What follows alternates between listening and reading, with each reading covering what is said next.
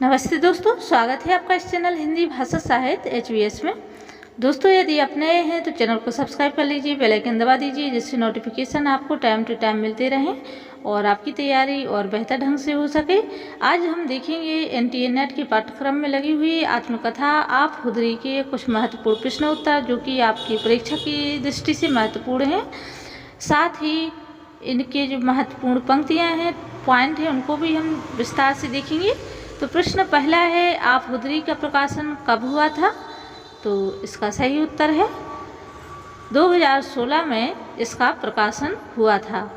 आप खुदरी हादसे आत्मकथा का दूसरा भाग है।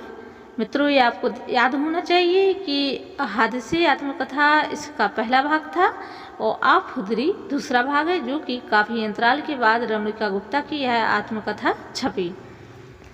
अगला प्रश्न है, इसकी कथा वस्तु किससे संबंधित है? किसकी? आप खुदरी की कथा वस्तु किससे संबंधित है?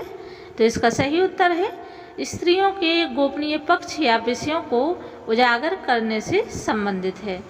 दोस्तों, इस आत्मकथा में रमणिका गुप्ता ने अपने आंतरिक पक्षों को बाहर रखा है और स्त्रियों के साथ कैसा व्यवहार होता है और क्या क्या उन्हें कष्ट सहने पड़ते हैं, इन सभी का विवरण इस आत्मकथा में दिया है।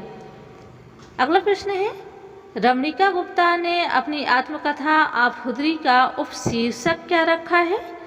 दोस्तों, ये प्रश्न NTA नेट की दृष्टि से अत्यंत महत्वपूर्ण है, तो आप लोग इनको नोट कर लीजिए। तो इसका सही उत्तर है, रमणिका गुप्ता ने अपनी आत्मकथा आप खुदरी का उपशीर्षक रखा है एक जिद्दी लड़की की आत्मकथा। अगला प्रश्न देखते हैं, आप खुदरी में लेखिका क्या प्रदर्शित करना चाहती थी? तो इसका सही उत्तर है महिलाओं की स्वतंत्रता को बल देना उनका मुख्य उद्देश्य था। दोस्तों, इस आत्मकथा में यह बताया गया है कि महिलाएं कितने कष्टों, संघर्षों और अपमानों को झेलती हुए भी आगे बढ़ सकती हैं और अपनी स्वतंत्रता जो है, अपनी इच्छा के अनुकूल अपना वातावरण बना सकती हैं और कैसे महिलाएं विषम परिस्थितियों में भी अपने आप को आगे बढ़ा सकती हैं। अगला प्रश्न है, आप खुदरी शब्द का क्या अर्थ है? तो दोस्तों, इसका सही उत्तर है यह पंजाबी भाषा का शब्द है जिसका अर्थ है स्वेच्छाचारी। स्वेच्छाचारी का मतलब होता है, दोस्तों, यदि इसका हम शाब्दिक अर्थ निकालें स्वेच्छाचारी का, तो इसका अर्थ होता है अपनी इच्छा के अनुसार चलना। स्वेच्छा यानी अपनी इच्छा और चारी यानी कि आचरण, अपनी इच्छा के अनुसार आचरण करना। अगला प्रश्न देखते हैं, स्त्री यदि खुदसर है, इसका क्या अर्थ है?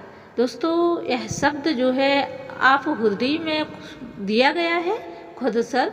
स्त्री यदि खुदसर है, यह शब्द वर्णित है, तो इसका क्या अर्थ है? तो इसका सही उत्तर है अपनी मर्जी से आचरण करने वाली तथा अपने निर्णय स्वयं लेने वाली। इसका सही उत्तर है। अगला प्रश्न है, स्वतंत्र होना औरत की मुक्ति नहीं है, यह कथन किस रचना का है? तो इसका सही उत्तर है यह कथन आप खुदरी आत्मकथा का यह कथन है। अगला प्रश्न है, किसने कहा था कि एक स्वेच्छाचारी स्त्री सक्षम हो सकती है? क्योंकि इनकार करने का जोखिम उठाना और स्वीकार करने का साहस रखना उसके स्वभाव में शामिल है। तो इसका सही उत्तर है रमणिका गुप्ता ने। दोस्तों, NTA नेट के पेपर में अक्सर ही ऐसे प्रश्न पूछ लिए जाते हैं, क्योंकि मेरा स्वयं का अनुभव है। मैंने जितनी बार भी नेट की परीक्षा दी है, मैंने 4 बार नेट क्वालिफाई किया है, तो मैं समझती हूँ कि NTA नेट का पेपर है, उसका जो उसके प्रारूप है किस प्रकार से आता है, तो आप लोग इन प्रश्नों को विशेष रूप से नोट करके चलिए, मैं बार बार आपसे कहती हूँ। अगला प्रश्न है, स्वेच्छाचारी औरत का मतलब जिस किसी के साथ सो जाना नहीं होता है, यह शब्द किसने कहे थे? तो इसका सही उत्तर है यह शब्द तस्लीमा नसरीन ने कहे थे। दोस्तों, हिंदी साहित्य में महिला लेखिकाओं में तस्लीमा नसरीन का बहुत ही महत्वपूर्ण योगदान है और वह भी काफ़ी इम्पोर्टेंट है। अगला प्रश्न देखते हैं, स्त्री त्रासदी से भरी हुई आत्मकथा किसे माना गया है? तो इसका सही उत्तर है रमणिका गुप्ता की आपहुदरी को माना गया है।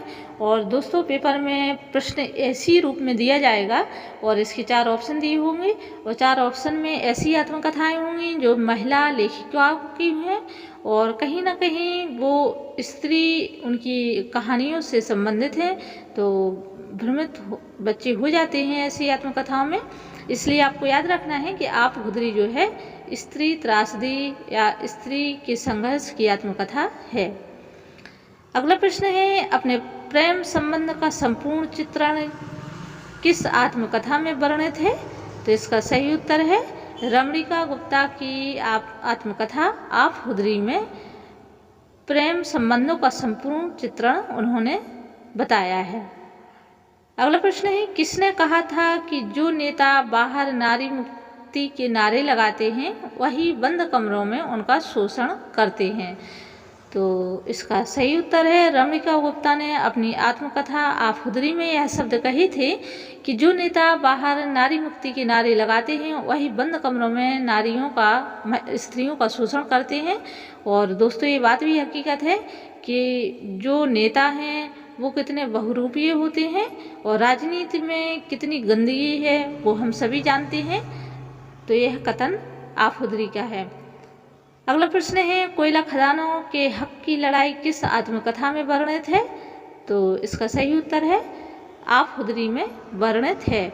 और कोयला खदानों जो कोलियार मजदूर संघ की जो उपाध्यक्ष थी वो रमणिका गुप्ता थी और उनके हक के लिए, साथ ही आदिवासी के हक की लड़ाई के लिए रमणिका गुप्ता ने काफ़ी संघर्ष किया और वो उसमें विजयी भी हुई। अगला प्रश्न देखते हैं, रमणिका गुप्ता ने अपनी आत्मकथा के माध्यम से क्या कहना चाहा?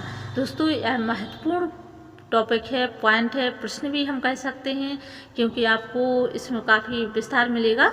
तो उन्होंने रमणिका गुप्ता ने अपनी आत्मकथा के माध्यम से कहा है अपना भोगा हुआ जीवन दूसरों के समक्ष रखना और दूसरे को प्रेरित करना, प्रेरक के संदर्भ में आदमी के अंदर अन्याय और अत्याचार की दबी चिंगारी विद्रोह की मशाल बनना, ये उन्होंने अपनी आत्मकथा में कहा है।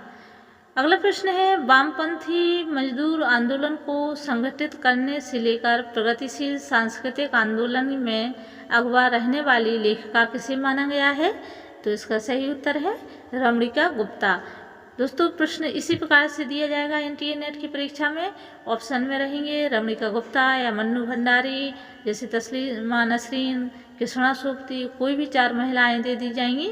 तो आप लोगों को विशेष रूप से याद रखना है कि रमणिका गुप्ता जो है वामपंथी मजदूर आंदोलन को संगठित करने तथा प्रगतिशील सांस्कृतिक आंदोलन की अगवा रही हैं। अगला प्रश्न है, मेरे अनुभव कलम की नोक पर सवार हों।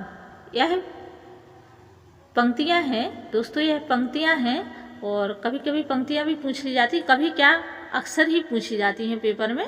मेरे अनुभव कलम की नोक पर सवार हों, पन्नों पर उतरने लगे, यह कथन किसका है? तो यह रमणिका गुप्ता का है। अगले वीडियो में और भी महत्वपूर्ण प्रश्न दिए जाएंगे। धन्यवाद।